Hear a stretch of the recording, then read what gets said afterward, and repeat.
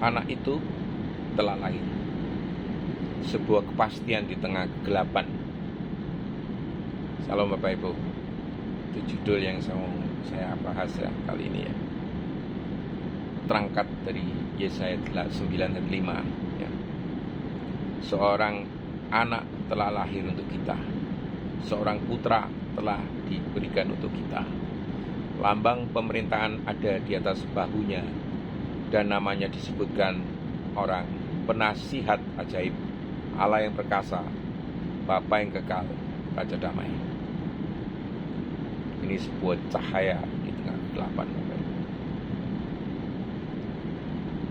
Bayangkan ya, suasana bangsa Yehuda di zaman Yesaya ya.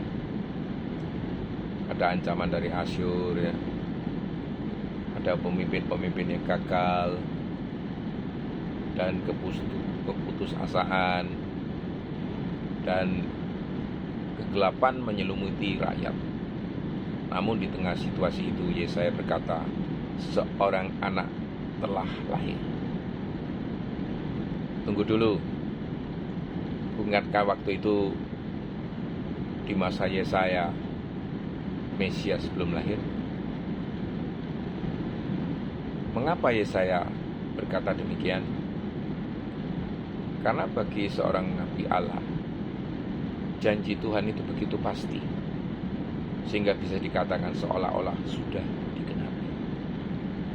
Iman bukan sekedar menanti penggenapan, tetapi melihat janji Allah seolah-olah nyata.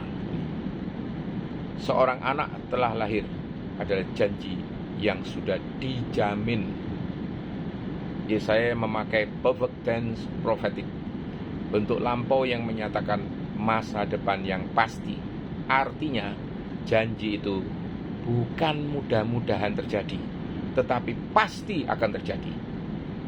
Allah tidak hanya berkata nanti akan terjadi, tetapi Ia berkata sudah aku tetapkan.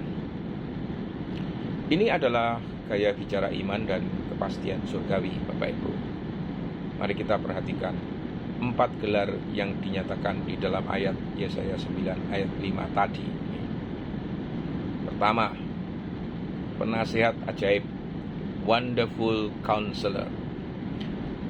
Ini bukan sekedar penasihat biasa ya, tetapi penasihat dengan hikmat ilahi.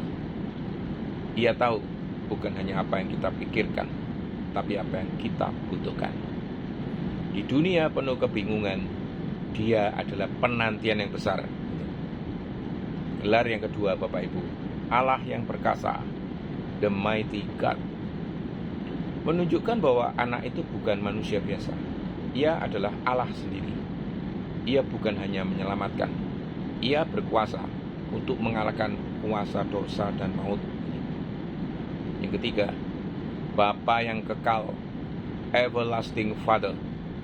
Bukan berarti Dia Bapa dari Allah, tapi Ia memiliki sifat kasih dan pemeliharaan yang kekal seperti Bapa yang sejati.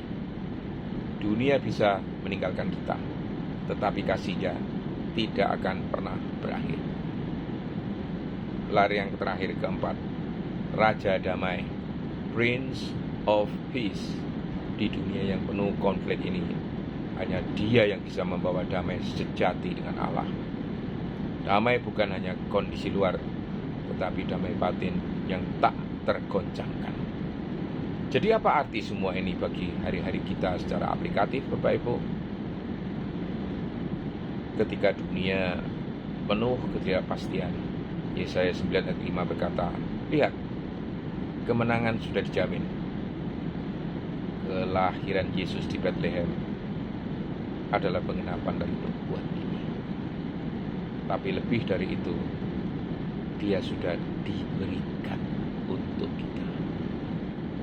Pertanyaannya, apakah kita ini sudah benar-benar menerima Dia?